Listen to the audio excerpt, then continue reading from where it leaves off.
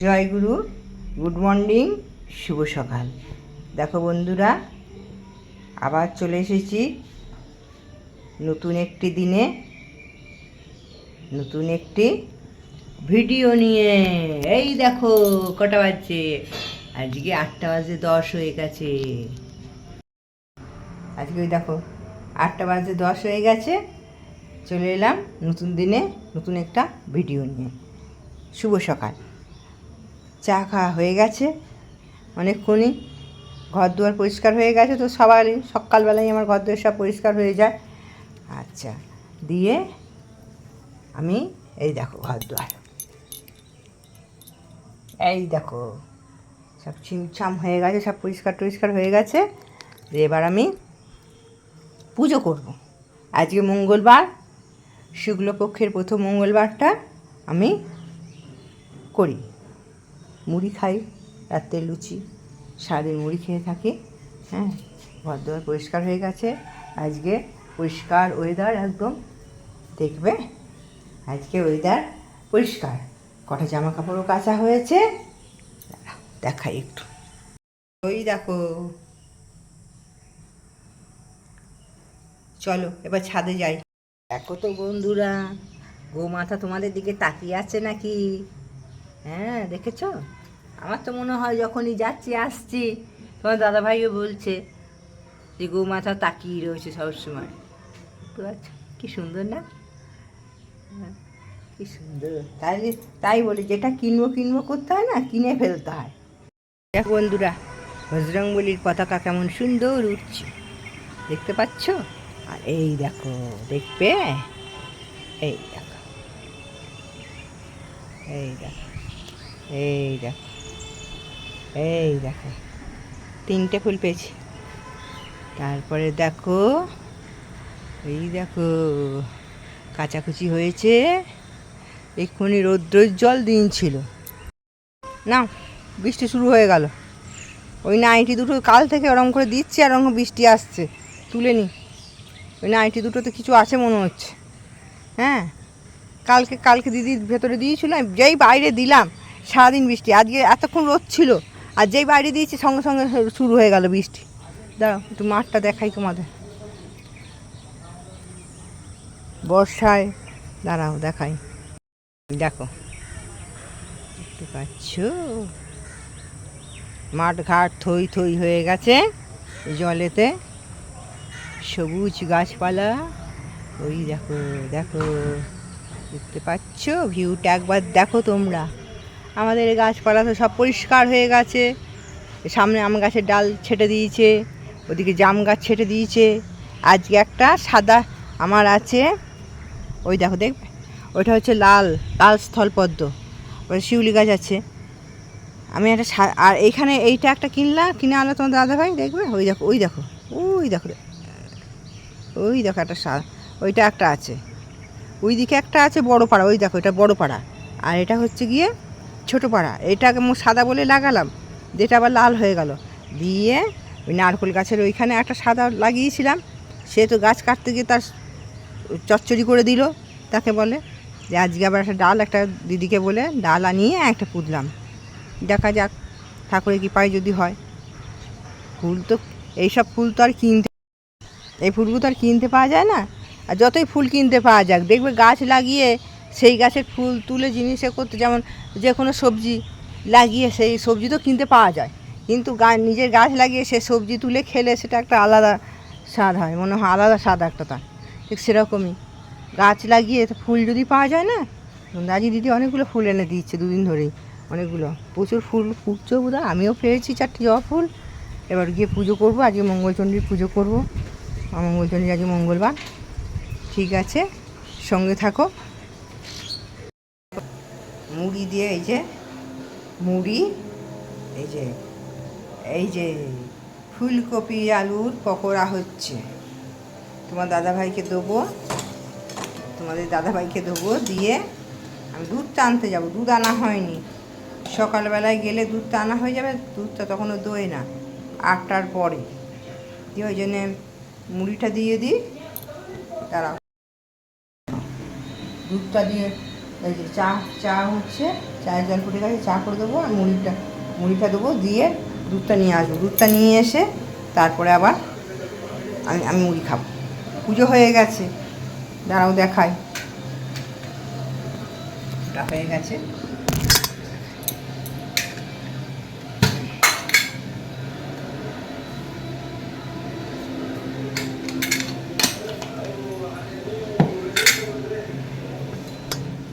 ঘুম পাচ্ছে, ঘুম থেকে উঠলাম আজকে, কত দেরি হয়ে গেছে উঠতে, তাও দেরি হয়ে গেছে বলে 5টা। আজ ভোরবেলা প্রার্থনা করা হয়নি, 4:56 প্রার্থনা, আর হয়নি, ঘুমিয়ে গেছি। দেখাই, পুজো হয়ে গেছে।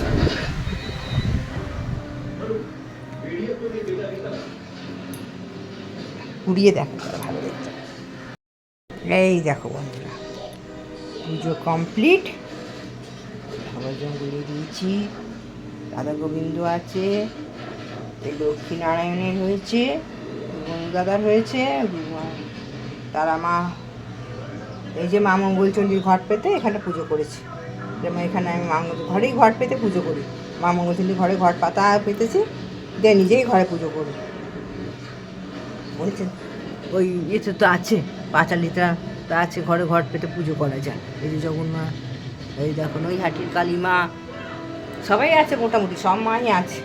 দক্ষিণেশ্বরের কালী মা, রাম সীতা লক্ষ্মণ, সরস্বতী মা, রঘুনাথ বাবা, সবাই আছে। আচ্ছা, শুভ সন্ধ্যা, চলে এসছি ইষ্ট প্রসঙ্গে। পরম দয়াল পরম প্রেমময় শ্রী ঠাকুর রাতুল চরণ জানাই আমার কোটি কোটি প্রণাম। পরমারাধ্যা জগৎজননী চরণ জানাই আমার কোটি কোটি প্রণাম। পরম পূজ্য পাদ বরদা চরণ জানাই আমার কোটি কোটি প্রণাম। পরম পূজ্য পাদ আচার্য দেবের চরণ জানাই আমার কোটি কোটি প্রণাম। ঠাকুর পরিবারের প্রতি প্রত্যেকের চরণ জানাই আমার কোটি কোটি প্রণাম। এখানে উপস্থিত সকল মা ও দাদাদের জানাই আমার আনন্দিত জয়গুরু, ছোটদের জানাই আমার আন্তরিক ভালোবাসা। আজকের ইষ্ট প্রসঙ্গ হল ঠাকুর আমাদের প্রত্যেক দিন দৈনন্দিন জীবনের শুভ আরম্ভের সময় যে বিধি বা বিধান দিয়েছেন তা হলো ইষ্টবিধি। আমরা খুবই ভাগ্যশালী যে আমরা পরমপিতার সন্তান, আমরা পরমপিতাকে পেয়েছি, আর তিনি আমাদের যে বিধান দিয়েছেন তা শ্রেষ্ঠ বিধান। সেই বিধানে আমরা দিনটা শুরু করছি পরমপিতাকে নিয়ে, তাকে দিয়ে। তাকে দেওয়ার মতন কোনো ক্ষমতা আমাদের নেই, তার জিনিসই তাকে দিচ্ছি, আর এর মাধ্যমে আমাদের মঙ্গল করছি, আর এই দেওয়ার মাধ্যমে আমাদের জীবন বিমা তৈরি করছি, আমাদের সম্পদ তৈরি করছি, আমাদের রক্ষা কবচ তৈরি করছি।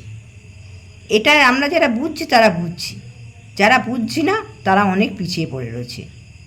তারা যদি আকুতিভাবে ভালোবেসে পরমপিতার নিঃস্বার্থভাবে পরমপিতার চরণে ইষ্টার্ঘ্য নিবেদন করে, তারাও একদিন বুঝতে পারবে।